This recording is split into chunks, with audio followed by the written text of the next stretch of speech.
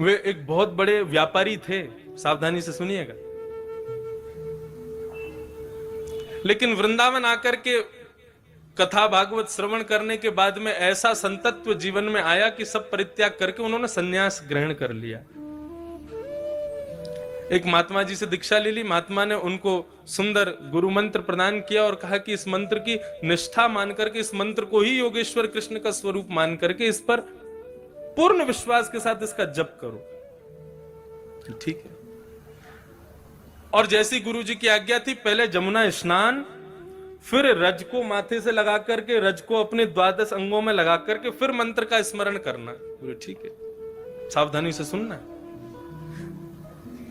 संत गए, पहले तो यमुना में डुबकी लगाई, डुबकी लगा करके ब्रज रज को अपने पूरे तन पर लगा करके और गुरु मंत्र का, गुरु तारक मंत्र का जैसे ही स्मरण करने लगे, तो एक बार में ही एक मंत्र का जाप करते ही, नेत्र बंद करते ही उनको श्री लाडली जी और श्री ठाकुर जी का दर्शन होने लगा। तो एक बार नहीं हुआ है। हमारे गुरुदेव, हम जिस परंपरा से हैं, जिस प्रकार पुष्टि मार्ग के मुख्य प्रणेता श्री वल्लभाचार्य जी हैं, ऐसे हमारे श्री संप्रदाय के मुख्य जो आचार्य हैं वे हैं अनंत श्री विभूषित भाष्यकार स्वामी श्री रामानुज भगवान शेषावतार। जब उनको गुरु जी ने अष्टाक्षर मंत्र दिया हमारे श्री वैष्णव संप्रदाय का, तो गुरु मंत्र का पहला जाप करते ही शंख चक्र गदा पद्म धारण करके नारायण प्रकट हो गए और उनको दर्शन दे दिया। भक्तमाल में वर्णन है कि गुरु मंत्र का, वैसे तो शास्त्राज्ञा करते हैं गुरु मंत्र किसी को सुनाना नहीं चाहिए, लेकिन जैसे ही श्री रामानुजाचार्य जी ने पहला अष्टाक्षर मंत्र गाया और पहला मंत्र का उद्बोधन करते ही नारायण प्रकट हो गए, तो उनको प्रणाम करना भी भूल गए। क्या किया? बोले गोपुर है आरूढ़ उच्च स्वर मंत्र उच्चारो। हमारे श्री वैष्णव संप्रदाय में जो दक्षिण में मंदिर होते हैं उनके बड़े ऊंचे ऊंचे गोपुर होते हैं। आप लोग तिरुपति जाओ, श्रीरंगम जाओ, श्रीरंगम का गोपुर तो महाराज किलोमीटरों दूर से दिखाई देता है। तो जैसे ही रामानुजाचार्य भगवान ने श्री नारायण प्रभु के दर्शन किए तो प्रणाम भी नहीं किया, दौड़े हैं और सीधे गोपुर के ऊपर खड़े होकर के अष्टाक्षर मंत्र को जोर जोर से चिल्लाने लगे, गाने लगे। आचार्यों ने कहा, बोले अपराध कर रहे हो, गुरु मंत्र को खुले में गा रहे हो। तो रामानुजाचार्य जी कह रहे हैं, जिस मंत्र का एक बार उच्चारण करने से नारायण दर्शन दे दे, ऐसे मंत्र को गुप्त नहीं रखूंगा मैं तो सबको सुना दूंगा ताकि सबको दर्शन हो जाए। कैसा भाव रामानुजाचार्य जी का।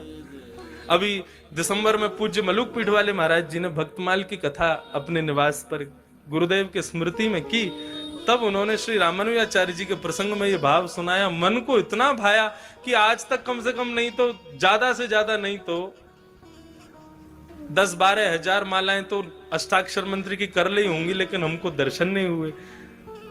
तो वे क्या कह रहे हैं? बोले कि इतने विश्वास से गुरु मंत्र का उन्होंने उच्चारण किया कि नारायण एक बार में ही प्रकट हो गए। गुरु मंत्र में इतनी सामर्थ्य।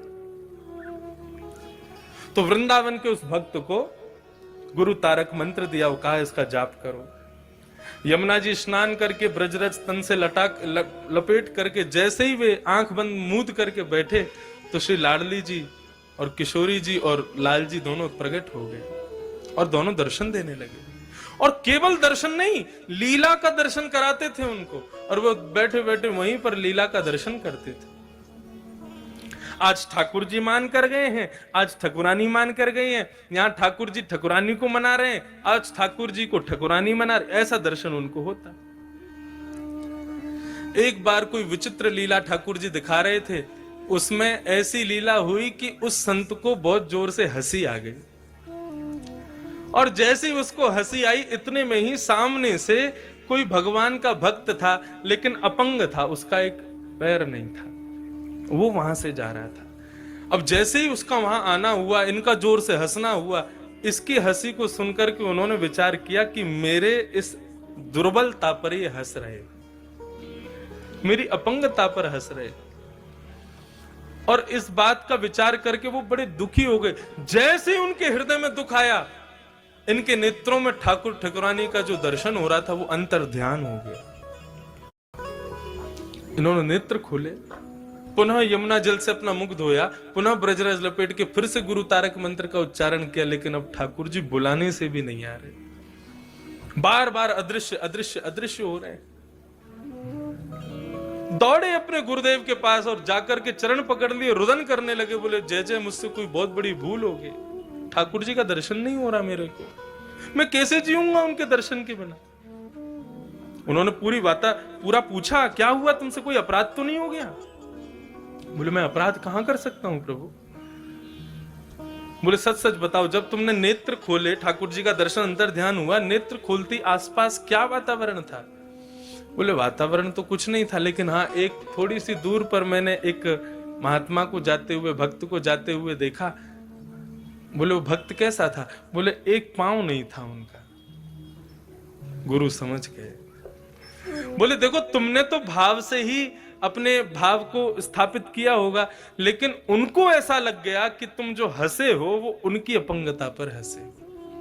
ओ बेटा, भगवत अपराध से तो मुक्त हो जाओगे, लेकिन भगवत भक्त अपराध से भगवान कभी मुक्त नहीं करते। अपना मान टले टल जाए पर भक्त का मान न टलते देखा। गुरुजी आज्ञा करो, मैं क्या करूं? बोले वृंदावन में जितने भी साधक महापुरुष हैं सबका भंडारा कराओ और सबको दक्षिणा दे करके, सबके चरणों में दंडवत प्रणाम करके सबसे क्षमा मांगो।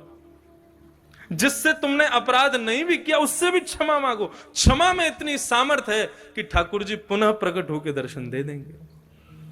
उन्होंने वही किया, सबको प्रणाम किया, सबको। बंधुओं क्षमा,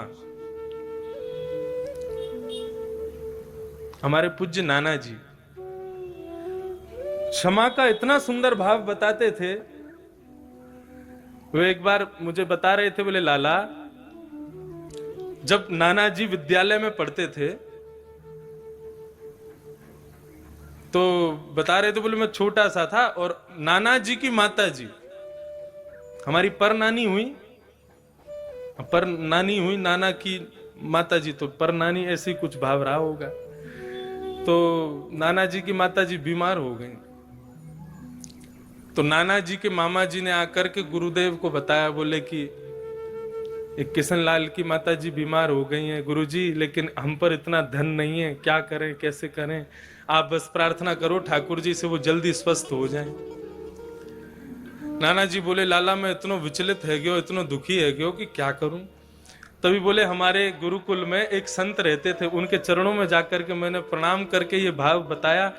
तो उन संत ने कहा, परमहंस जी, उन्होंने कहा कि बेटा एक काम करो, जितने भी विद्यालय में बच्चे हैं, जितने भी विद्यालय में प्राचार्य आचार्य हैं, जितने भी विद्यालय में कार्यकर्ता हैं, रोज सुबह दोपहर शाम सबको दंडवत लेट करके प्रणाम किया करो।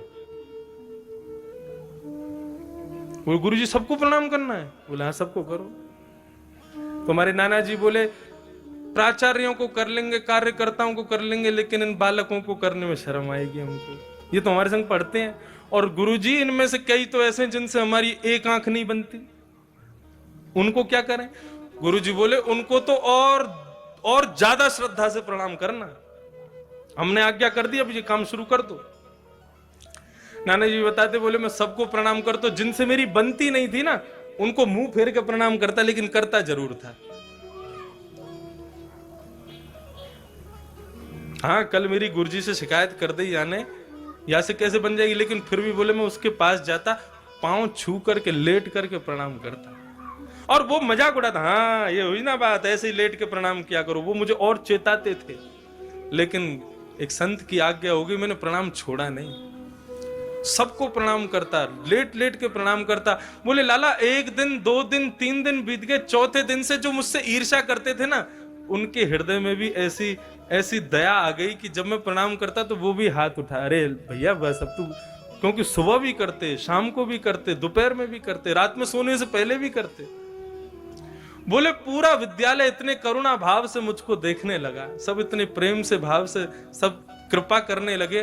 बोले 4 दिन बाद हमारे मामा लौट के आए और गुरुजी से बोले, गुरुजी आपने बड़ी कृपा की, आपने प्रार्थना की, ठाकुर जी ने सुन ली, किशन लाल की माताजी अब बिल्कुल स्वस्थ हो गई हैं, बिल्कुल ठीक हैं, अब कोई दिक्कत नहीं।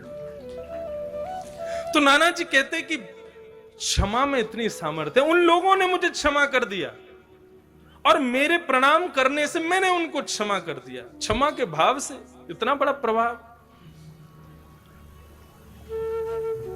क्षमा बड़ेन को चाहिए। धर्म के 10 लक्षणों में एक लक्षण है क्षमा, जो हम कभी नहीं करते। संत ने आज्ञा कर दी, बोले सबको सबसे जाकर के प्रार्थना करो, सब साधक तुम्हें क्षमा कर दें तो ठाकुर जी पुनः दर्शन देंगे।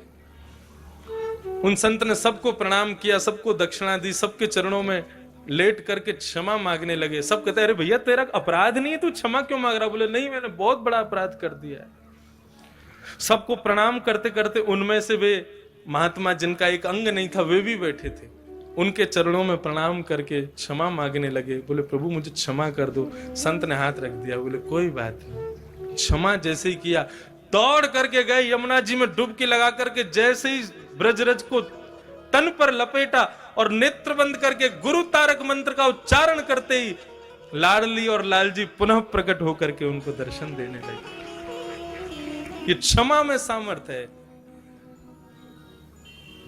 यदि आपके समस्त शत्रु आपको क्षमा कर दें ना, उसी दिन से आपके भीतर भगवत तत्व प्रारंभ हो जाएगा।